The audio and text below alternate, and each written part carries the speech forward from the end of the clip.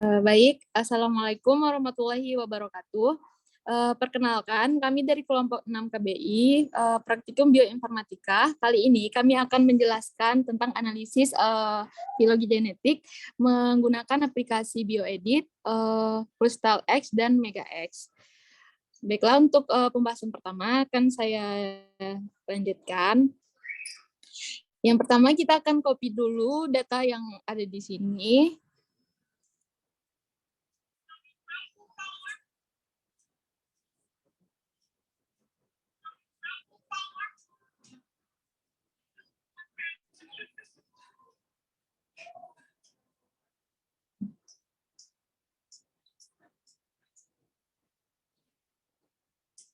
Kita ketik file.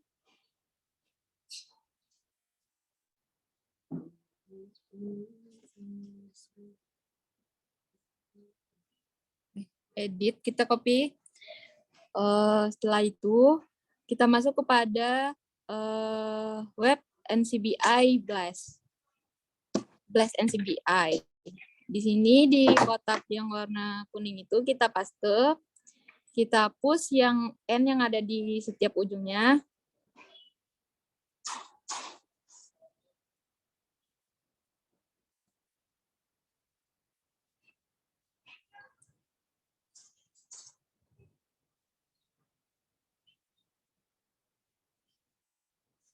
Setelah itu kita atur algoritma parameternya menjadi 500 karena di sini kita akan melihat hubungan kekerabatan mereka.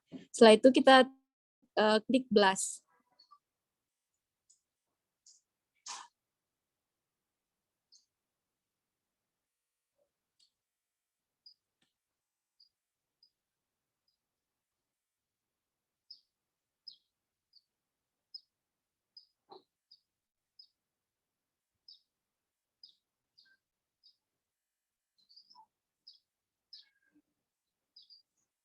Nah, setelah terlihat, kita lihat pada sequence producing significant element ini, kita lihat pada query cover, di sini terlihat spesies yang sama dengan sequence ini, yaitu yang Pelophylax nigromaculatus. Nah, ini merupakan spesies yang mana dia itu sama dengan sequence dari data sequence kita. Setelah itu kita cari sequence untuk pembanding, spesies pembandingnya. Sebenarnya dapat kita urutkan 1 sampai 10, tetapi hal itu kurang efektif karena akan berpengaruh terhadap pohon filogenetiknya nanti, sehingga kita pilih secara manual saja. Kita pilih Limnonectes fujianensis. Setelah itu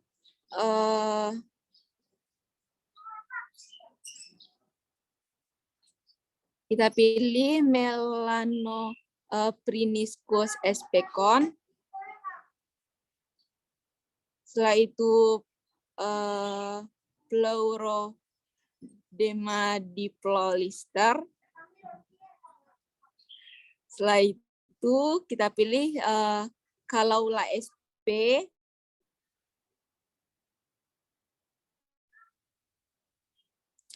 Selanjutnya kita pilih Adenomera incilius dan Petrocephalus. Selanjutnya Hinobius vandenburgi.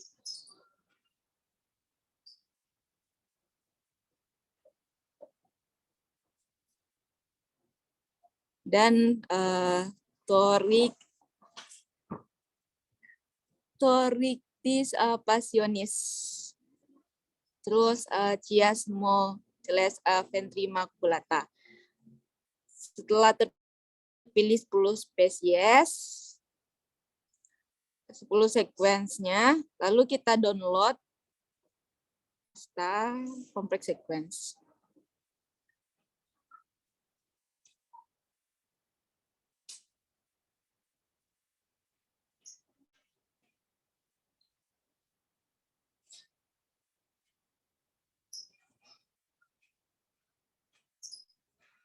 Baiklah, untuk penjelasan selanjutnya akan dilanjutkan oleh rekan saya, yaitu Umi Salama. Kepada Umi, disilah.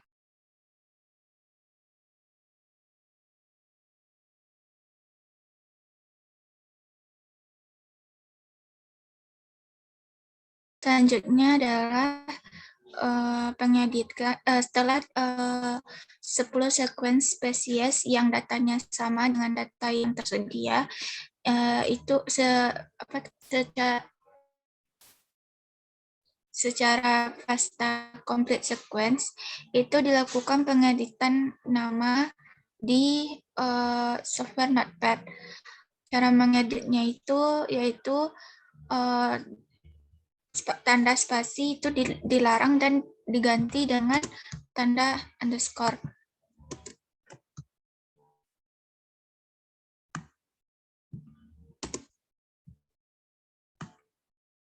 Seperti ini, spasinya dihapus semua dan jikalau menggunakan spasi diganti dengan tanda underscore.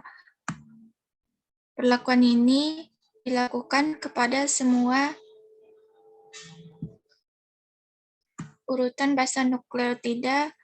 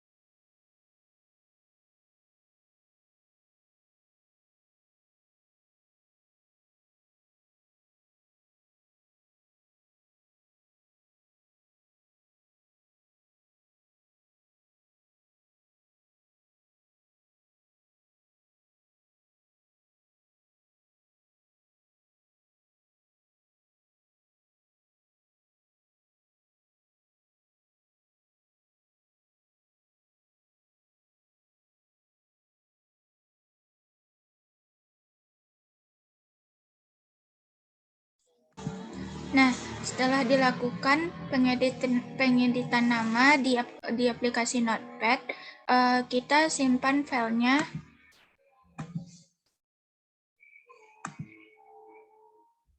Kita beri nama sebelum lagi. Ini untuk memudahkan kita untuk membedakan file satu dengan file lainnya. Lalu setelah itu kita buka aplikasi Crystal X.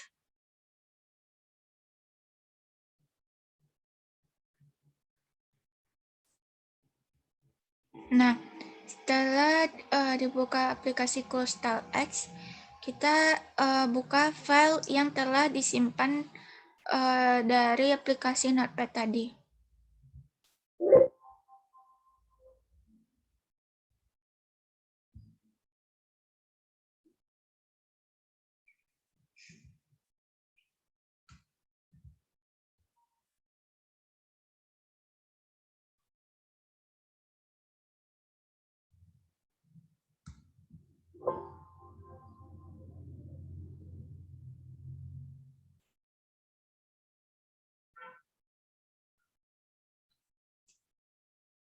Stop dulu, stop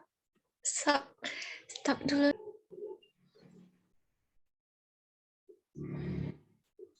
Nah, setelah kita lakukan pengeditan nama, filenya disimpan, lalu dilanjutkan dengan aplikasi CoStyleX. Nah, di aplikasi CoStyleX, hal yang pertama kita lakukan adalah membuka file yang telah diedit tadi. Ini untuk menentukan kesejajaran nukleotida pada 10 spesies yang ada. Dapat dilihat ada kesejangan antara satu spesies dengan yang lainnya. Nah, mode yang kita gunakan pada aplikasi ini yaitu multiple alignment mode. Lalu diklik alignment, kemudian do complete alignment. Klik OK.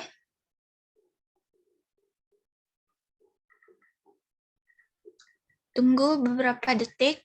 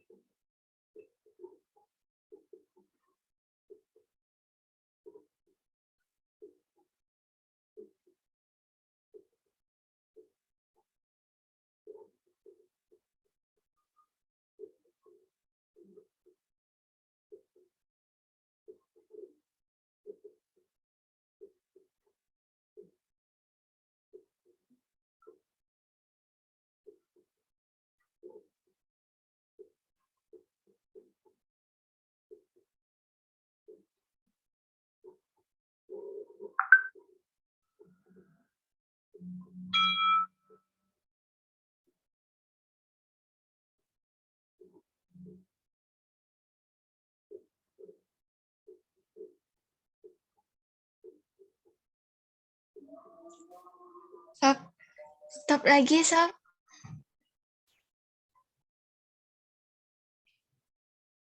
Ketika sudah dilakukan do complete alignment, maka akan ditampilkan tampilan seperti ini. Ini melihat bagaimana tidak sejajarnya suatu ke-10 basan nukleotida pada spesies-spesies ini. Lalu kita save dengan format CoStyle dan FASTA format. Klik OK.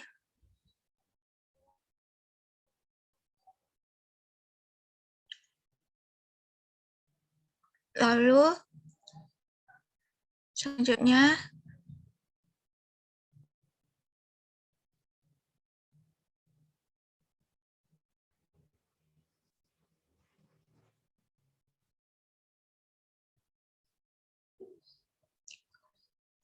dilanjutkan dengan aplikasi BioEdit untuk mengedit ketidaksejajaran basa nukleotida pada ke-10 spesies. Nah, di aplikasi BioEdit ini kita bisa merubah tampilannya dengan mengganti warnanya untuk memperjelas, lalu memperbesar nama-nama 10 spesies. Dapat kita lihat ini banyak basa nukleotida yang tidak sejajar, maka harus kita edit dan mensejajarkannya dengan cara menghapus sekuen-sekuen sampai terdapat kesejajarannya antara ke-10 spesies ini. Nah, kita pastikan dahulu sampai mana dia bisa sejajar. Nah, dipanjang ke 16.810. Kita tekan save, kemudian drag ke kiri.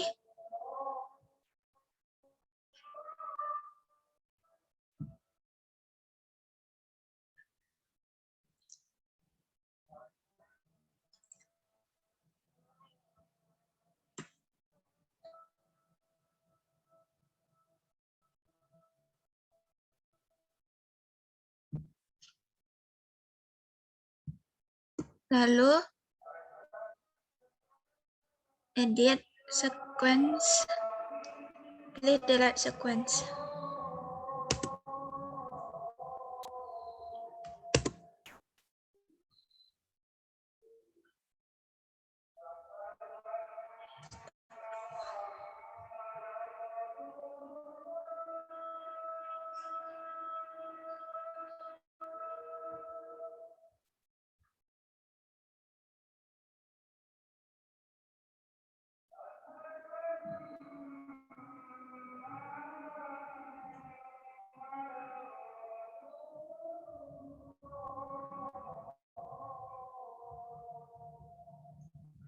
Pada spesies Pleurodema diplolister itu kan terdapat ketidaksejajaran yang signifikan, maka dihapus saja spesiesnya. Kita pilih edit, delete sequence. Kemudian pada spesies Adenomera juga kita pilih edit, delete sequence. Dan juga pada spesies Inchilius leucani, kita pilih, kita klik, kemudian edit, delete sequence. Nah, setelah itu kita sejajarkan.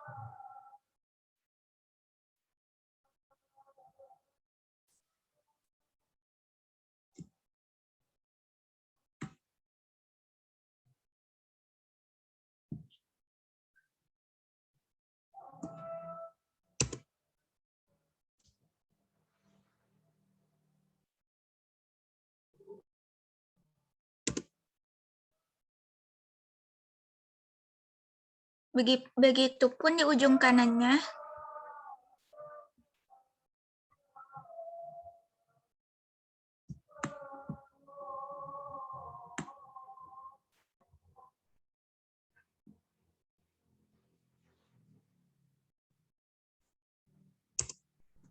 Nah, setelah didapatkan urutan sekuens yang sejajar, maka kita hitung berapa panjang dari sekuens yang ada. Panjang sekuens yang ada itu adalah 926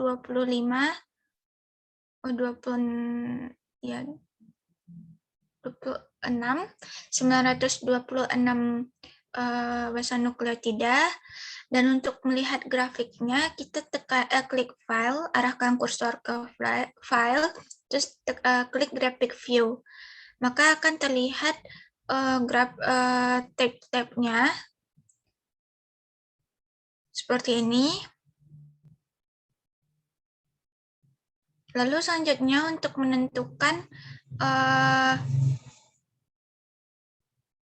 basa nukleotida salah satu dari spesies, maka kita klik sequence, lalu pilih nucleic acid, Lalu pilih nucleotide composition.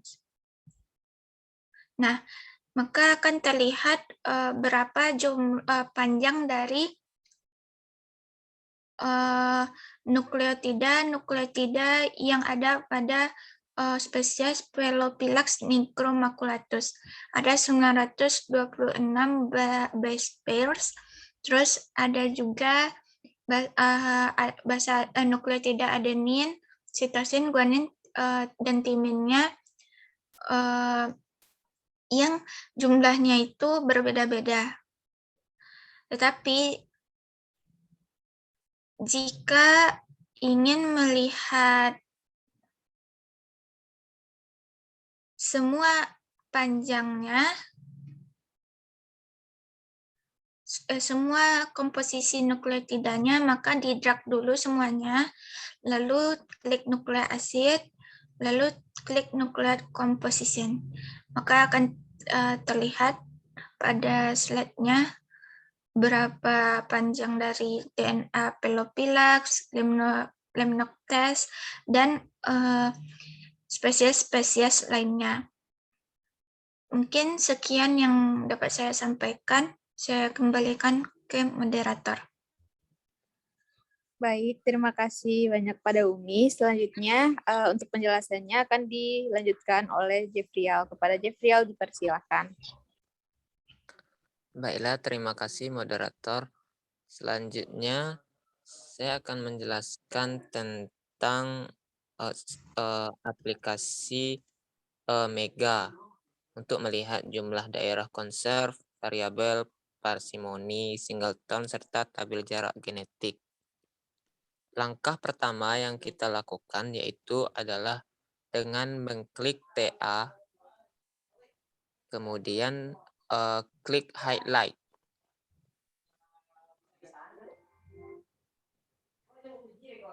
Kemudian klik conserve site.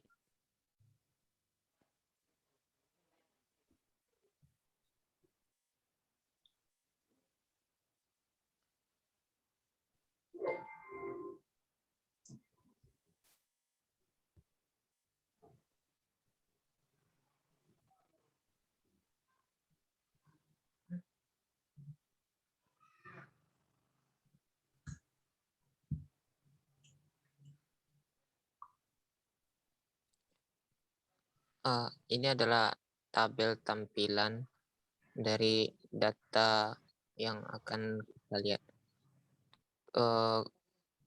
Kemudian langkah selanjutnya yaitu klik conserve site, yaitu berupa lambang C, dapat dilihat datanya. Kemudian data daerah yang berwarna kuning merupakan daerah dengan basa berbeda. Kemudian selanjutnya kita dapat melihat daerah variabelnya dengan mengklik variabel site atau dalam lambang V di sebelah C. Ini adalah variabel site-nya.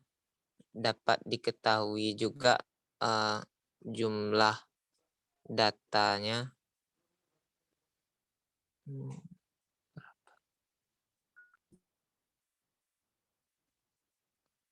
Dari sini. Kemudian selanjutnya yaitu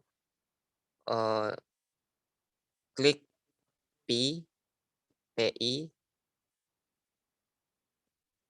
kemudian dapat dilihat juga data yang bentar. Aku bingung di mana angkanya ya?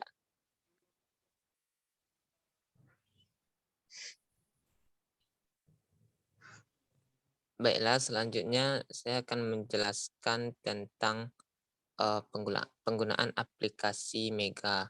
Langkah pertama yaitu kita bisa mengklik TA, kemudian akan diperlihatkan tabel yang berisi data. Kemudian klik highlight.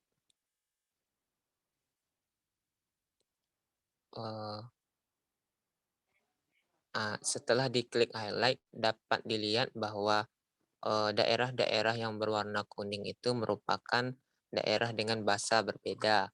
kemudian selanjutnya kita klik C atau conserve site. Conserve site, kemudian dari sini dapat dilihat conserve-nya yaitu sejumlah 497/926. Kemudian selanjutnya kita klik V atau variabel site untuk melihat variabelnya. Kemudian variabelnya itu dapat dilihat berjumlah 429/926. Kemudian langkah selanjutnya yaitu mengklik PI.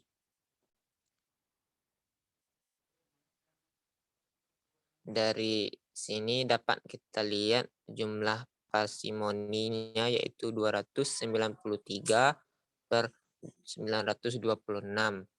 Kemudian selanjutnya kita klik S. S ini adalah singleton dan dapat kita lihat jumlah datanya yaitu 136/926. Kemudian selanjutnya untuk melihat tabel jarak genetik. Yang pertama kita klik distance. Kemudian kita klik compute pairwise distance. Kemudian kita klik OK. Nah, ini merupakan tabel dari jarak genetik ya, spesies yang ingin kita lihat.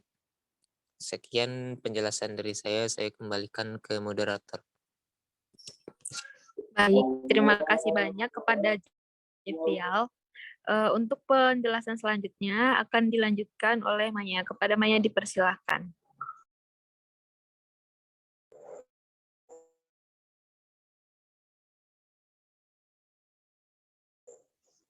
Moderator.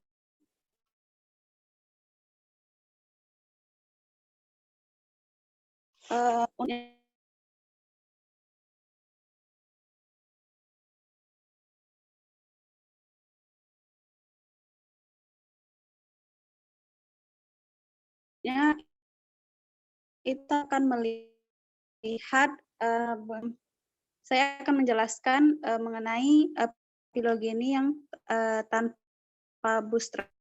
Kita klik filogeni.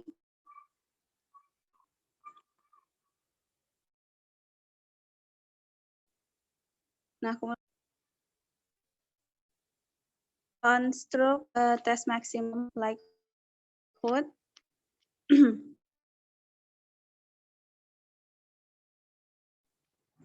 Kita klik.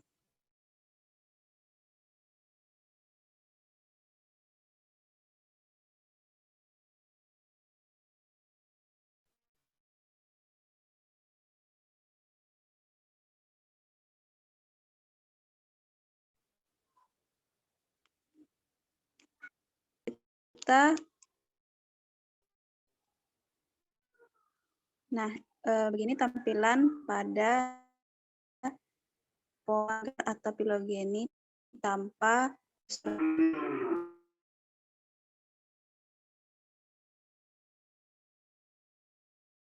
nah kita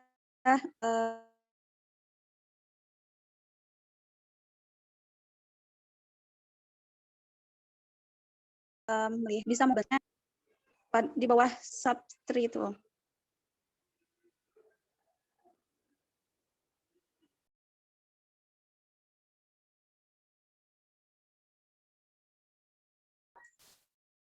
Gimana, Mai? Suara Maya putus-putus.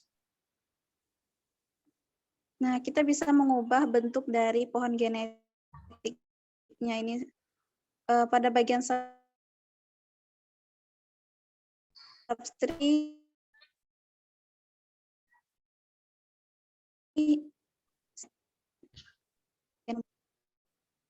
Mai, suara Maya putus-putus.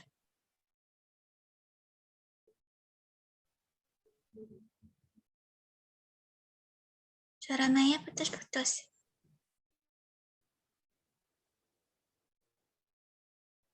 Halo Om, apa suara Meda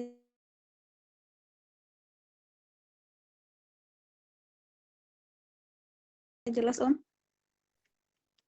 Ya, tapi masih putus-putus. Kalau di teman-teman yang lain gimana?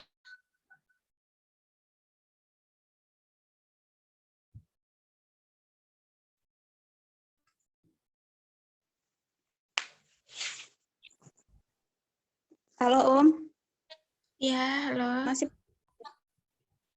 Iya, Mai. kayaknya nih jaringannya nih Om.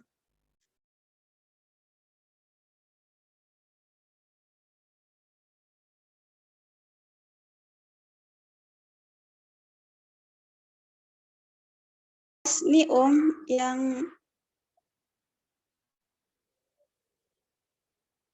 ini bentuk tampilan dari filogeni yang tanpa bootstrap. Kemudian kita bisa mengubah bentuk pada pohon gambar ini pada bagian atasnya Om.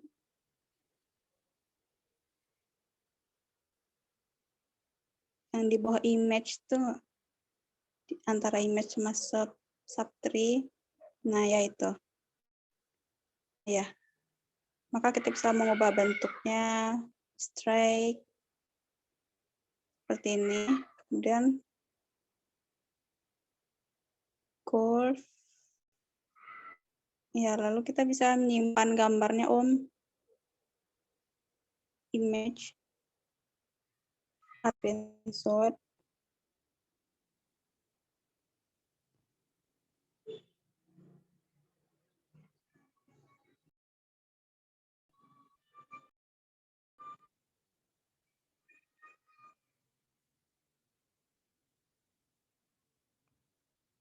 Oke, kemudian kita lihat pada bagian kembali Om. Kita lihat yang bagian construct test neighbor joining tree. Nah, tanpa bootstrap dan klik OK.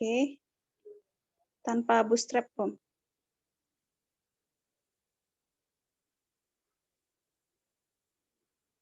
Klik OK.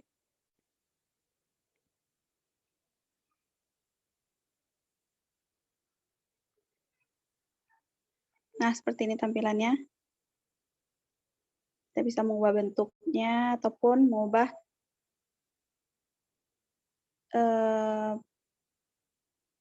tampilan hurufnya. Bisa di-save juga.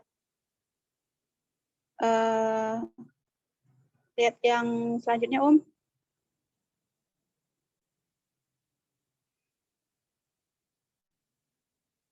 Kemudian yang construct.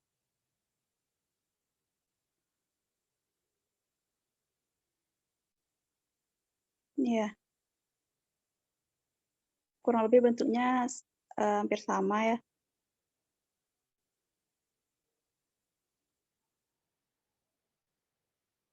Mungkin itu aja. Dikembalikan kepada moderator. Baik, terima kasih banyak kepada Maya atas penjelasannya. Untuk penjelasan selanjutnya akan dijelaskan oleh Sofi. Kepada Sofi dipersilakan. Baik, terima kasih Wardah. Selanjutnya yaitu masih mengenai pohon filogeni, tapi yang menggunakan bootstrap. Pertama kita klik dulu icon filogeninya. Kita pilih yang pertama yang maximum likelihood. Kemudian kita ganti test of filogeninya menjadi bootstrap method dan kita klik OK. Maka akan keluar bentuk pohon filogeninya.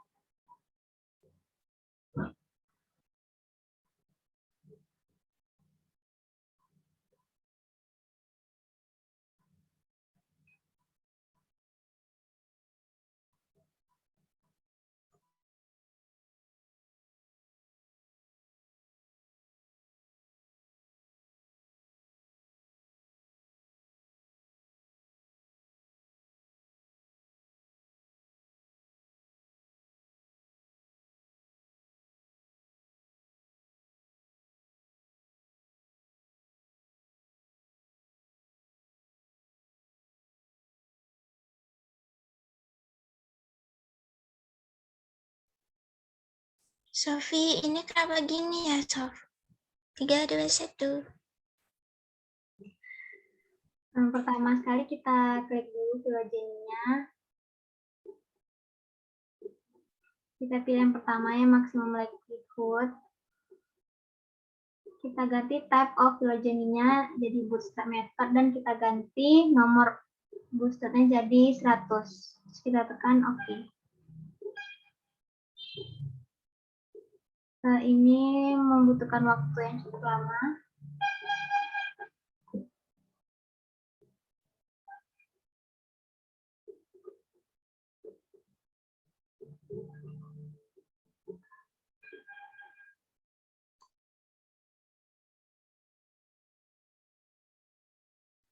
Sof, stop dulu, Sof.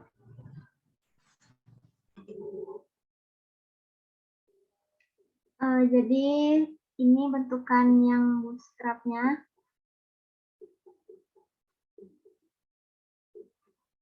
Bisa kita save juga. Kemudian kita lihat yang tipe keduanya itu network joining. Kita ganti juga type of filogeninya jadi bootstrap method dan nomornya 100, terus kita tekan OK.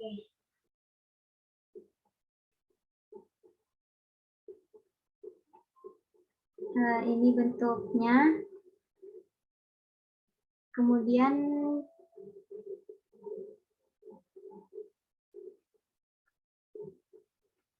ini model strike.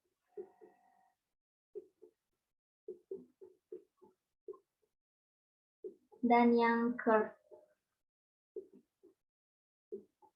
Baik, selanjutnya yaitu yang ketiga, minimum evolution, yang bootstrap method juga. Terus kita klik OK. Nah, ini bentuknya. Kita bisa juga mengubah bentuknya menjadi strike atau curve.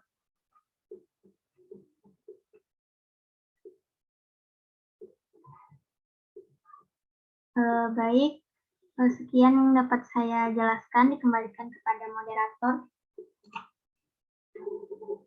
Silakan. Baik, terima kasih banyak kepada Sofi atas penjelasannya. Sekian dari kelompok kami tentang penjelasan ini. Kurang dan kesalahan kami mohon maaf. Terima kasih banyak. Wassalamualaikum warahmatullahi wabarakatuh.